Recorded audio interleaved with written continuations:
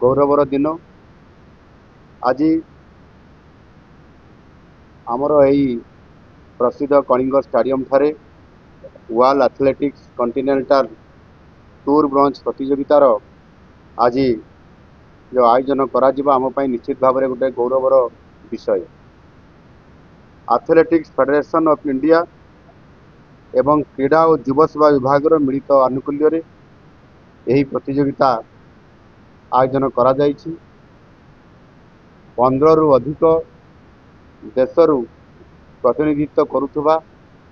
अनेक प्रतिभावान खिलाड़ी मान को आज आमर ये कलिंग स्टाडियम रे समान को प्रतिभा को प्रदर्शन हबार आज सुजोग मिला एवं समाने मध्य आज एठी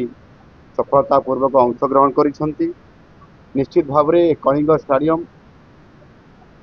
जेभली भाव में अतीत हॉकी पाई वर्ल्ड कप रे स्वतंत्र भाव में आयोजन करी सफलता पूर्वक लगातार भाव में 2 थर आम वर्ल्ड कप करिवार सुजोग पाइबा एवं क्रीड़ा क्षेत्र में आमे ओडिशा किभली भाव में तार बेस्ट परफॉर्मेंस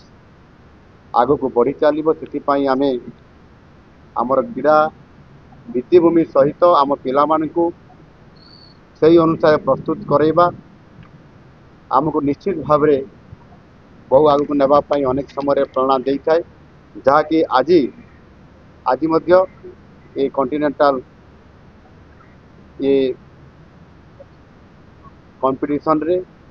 स्वतंत्रता आमको देइछि एवं आम सम्मान को निश्चित भाव में विश्व दरबार को पहुँचाई पारी से जो मैंने आमको सुजोग देइछन्ति से अनेक अनेक शुभेच्छा और धन्यवाद दूँ। आज राज्य रे विशेष करिकी ग्रासरूट लेवल रे किभली भाव में आमर क्रीड़ा को आमे तार भित्तिभूमि क्षेत्र में अधिक सुदृढ़ कराजिबो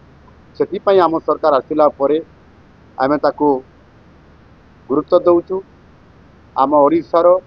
14टी ब्लॉक रे ब्लॉक स्तरीय एक स्टैंडर्ड